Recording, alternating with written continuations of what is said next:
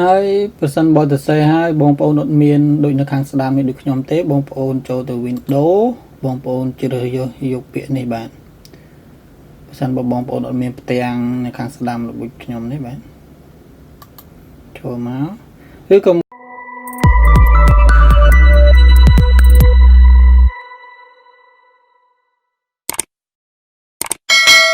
បងប្អូនទាំងគ្នាឥឡូវមកជួបជាមួយនឹងខ្ញុំបាទនៅវីដេអូបន្តទៅទៀតហើយនៅវីដេអូនេះគឺតនៅមេរៀនអំពីវីដេអូមុនតទៀតហើយបើសិនមកបងប្អូនចង់បានទទួលបាននៅចំណេះដឹងថ្មីបន្តទៅទៀតសូមបងប្អូនជួយចុច Subscribe ហើយដាក់រូបបណ្ដឹងនៅវីដេអូខាងក្រោមរបស់ខ្ញុំដើម្បីនឹងទទួលបាននៅចំណេះដឹងថ្មីបន្តទៅទៀតបាទនៅក្នុងវីដេអូនេះគឺខ្ញុំចង់បង្ហាញបងប្អូនអំពីការសរសេរអក្សរខ្មែរហើយនឹងការប្រើប្រាស់នៅ Tool 2បាទគឺ take tool នឹងមួយហើយនឹង tool បាតដៃមួយដែលសារៈសំខាន់អ្វីខ្លះអញ្ចឹងកុំឲ្យខាតពេលយូរតើបងប្អូនបាទគឺយើងសរសេរអក្សរបែបនេះតើយើងទៅធ្វើយ៉ាងម៉េចតើឥឡូវបងប្អូនទាំងអស់គ្នាចូលមកសិក្សាជាមួយខ្ញុំបាទតែម្ដងកុំឲ្យខាតពេលយូរបាទនេះគឺសរសេរបែបនេះតែឥឡូវខ្ញុំសរសេរហើយតែឥឡូវខ្ញុំលុបចោលវិញសិនចាំខ្ញុំសរសេរប្រាប់បងប្អូនបន្ថែមទៀតបងប្អូនចង់លុបបងប្អូនចុចមកស្ដាមលើនេះក៏បានបងប្អូនយក clear ឬក៏បងប្អូនចុច delete លើ keyboard បាទឥឡូវខ្ញុំ clear វាចោលគឺបង្ហាញអំពី tool 2នេះប៉ុន្តែមុនដំបូងគឺបង្ហាញបងប្អូនអំពី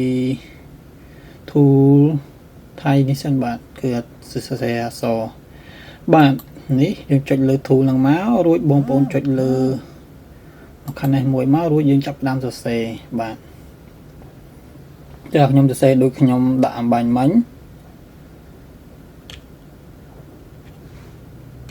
ស្រឡាញ់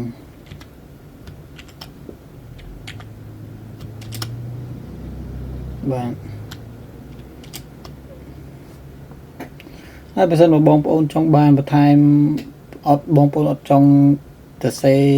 ជាមួយ layer ជាមួយគ្នានេះទេបងប្អូនដុស click មករួចបងប្អូនចុចនេះទៅដែរបងប្អូនចុចសរសេរសារថ្មីមួយទៀតហ្នឹងគឺវាបន្ថែមនៅ track យើងអត់សរសេរជាន់ track ជាមួយគ្នាទេបាទក្នុងការសរសេរជាន់ track ជាមួយគ្នាគឺយើងវាពិបាកឥឡូវខ្ញុំសរសេរមួយទៀតសិនចាំរួចចាំបញ្យល់បងប្អូនតាមក្រោយដាក់កូនខ្មែរបាទ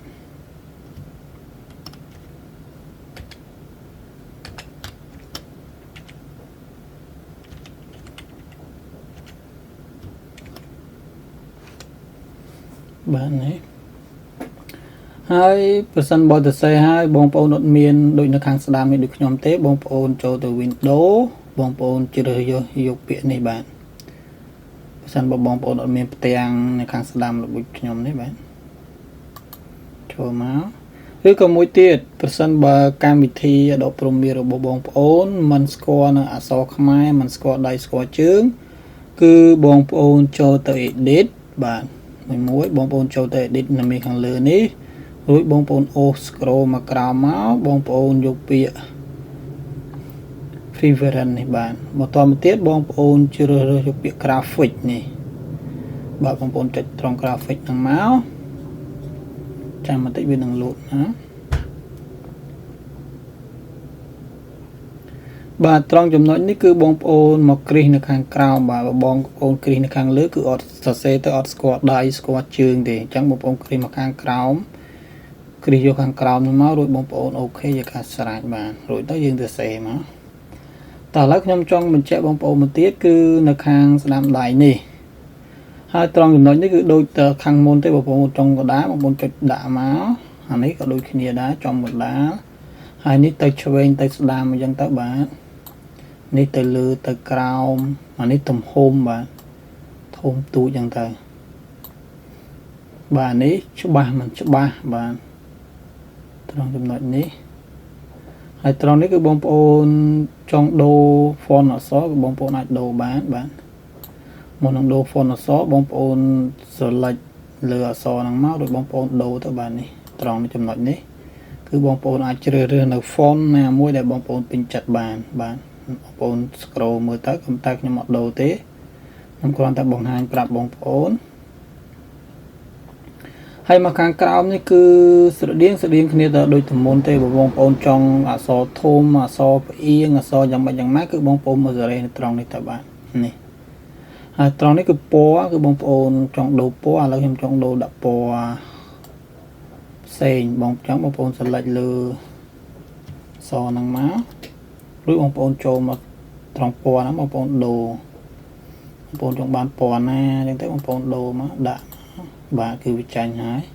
បងប្អូនចង់ដាក់ stroke ដាក់ស្រមោលគឺមានទាំងអស់នៅខាងនេះបាទគឺបងប្អូនសេរីតាមចិត្តទាំងទៅ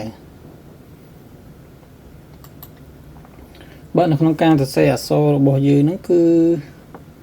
มันជាពិបាកអីទេបងប្អូនបាទនៅក្នុង Adobe Premiere Pro របស់យើងអញ្ចឹងបើសិនបើបងប្អូនមិនអាចសរសេរបានអត់ស្គាល់ដៃស្គាល់ជើងសូមបងប្អូនខមមិននៅខាងក្រោមវីដេអូរបស់ខ្ញុំមកខ្ញុំនឹងប្រាប់និងបង្ហាញបងប្អូនបាទហើយបន្តទៅទៀតយើងចូលទៅសិក្សានៅធូបបាតដៃនេះបាទធូបបាតដៃនេះតើធូបបាតដៃនឹងមានតួនាទីយ៉ាងម៉េចបងប្អូនបាទឥឡូវខ្ញុំបរិយាវារៀងធំតិចគឺធូបបាតដៃនេះគឺមានតួនាទីសម្រាប់យើងទាញនៅវីដេអូរបស់យើងទៅលើទៅក្រោមឆ្វេងស្ដាំបាទគឺធូបបាតដៃនេះគឺមានតួនាទីអញ្ចឹងឬក៏បងប្អូនអាចសេរីត្រង់នេះក៏បានទៅលើទៅក្រោមអានេះឆ្វេងស្ដាំដូចគ្នាប៉ុន្តែគេមិនសូវប្រើគេប្រើធូបបាតដៃយើងចាប់ទាញទៅវាលឿនបាទអញ្ចឹងនៅក្នុងការប្រើប្រាស់ធូបរបស់យើងគឺខ្ញុំបានប្រាប់បង្ហាញបងប្អូនរួចរាល់អស់ហើយបាទនៅធូបទាំងអស់នេះហើយនៅធូបផ្សេងទៀតខ្ញុំនឹងប្រាប់បងប្អូនផ្សេងបន្តទៅទៀតនៅក្នុងពេលដែលយើងធ្វើនៅវីដេអូបាទហើយវីដេអូបន្តទៅទៀតខ្ញុំនឹងចង់ប្រាប់បងប្អូនអំពីការយក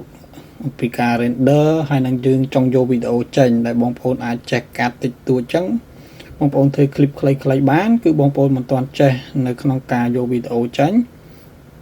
នៅវីដេអូបន្តទៀតខ្ញុំនឹងប្រាប់បងប្អូនអំពីរបៀបបាទអំពីរបៀបយកវីដេអូចេញបាទគឺយើងចង់យក clip វីដេអូដែលយើងកាត់រួចរាល់អស់ហ្នឹងគឺ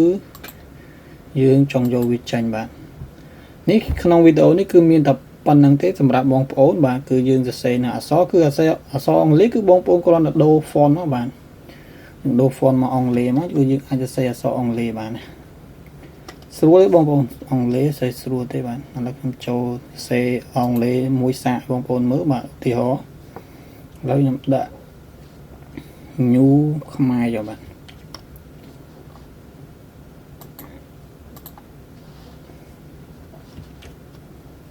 អត់ចេញដូរ font បានដូរ font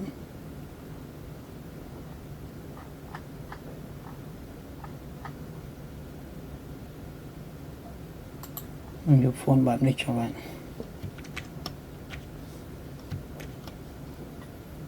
ចេញទៀតលុបចោលទៅមើលស្អីដាក់ថ្មី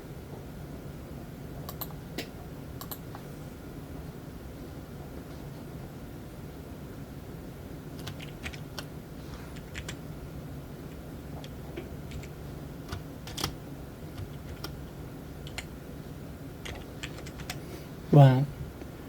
នេះបងប្អូនចង់ដូរ font ចង់ដូរពណ៌អក្សរគឺបងប្អូនដូរដូចតែខ្ញុំប្រាប់ចឹងមកឥឡូវខ្ញុំដូរពណ៌អក្សរខ្ញុំ select លើវាសិន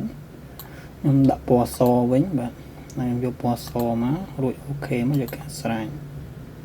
បងប្អូនចង់ដាក់ stroke បងប្អូនដាក់ stroke មក crease stroke មកបាទដោយសារតែអក្សរយើងទូចយើងដាក់ stroke ឲ្យស្អាតទេឥឡូវខ្ញុំអត់ដាក់ទេបាទនេះមិនចំពណ៌អក្សរចំពណ៌ផ្សេង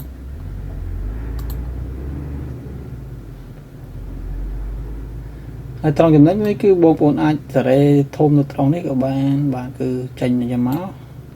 យើងអាចទាញមកក៏បានគឺបងប្អូនអាចសេរីបាននេះក៏ដូចគ្នាដែរបងប្អូនចុចលើវាមករួចបងប្អូនសេរីចង់បានទំហំប៉ុណ្ណាប៉ុណ្ណៃប្រវែងណាគឺបងប្អូនអាចសេរីបានបាទនេះគឺបងប្អូនអាចសេរីបានដូចគ្នាបាទហើយបងប្អូនចាប់ទាញមកចុច select លើវាចាប់ទាញបងប្អូនចង់ដាក់ត្រង់ណាត្រង់ណីហើយក្នុង track មួយចង់បានប្រវែងគ្នាគឺបងប្អូនចាប់ទាញវាស្មើគ្នាចឹងមកបាទអញ្ចឹងនៅក្នុងវីដេអូនេះគឺខ្ញុំបានប្រាប់បងប្អូន រួចរាល់ហើយពីការឲ្យស្គាល់នៅអក្សរខ្មែរស្គាល់ដៃស្គាល់ជើងអញ្ចឹងបងប្អូនដើម្បីទទួលបាននៅវីដេអូថ្មីបន្តទៅទៀតចំណេះដឹងដែលខ្ញុំបង្ហាញដល់បងប្អូនបន្តទៀតសូមបងប្អូនជួយចុច Subscribe ហើយដាក់រូបកណ្ដឹងដើម្បីជាកម្លាំងចិត្តដើម្បីជាការលើកទឹកចិត្តដល់ខ្ញុំនឹងធ្វើនៅវីដេអូចែករំលែកនៅចំណេះដឹងរបស់ខ្ញុំបន្តទៀតបានអញ្ចឹងសូមជម្រាបលាបងប្អូនអរគ្នាជួបគ្នានៅវីដេអូក្រោយបន្តទៅទៀតបាទ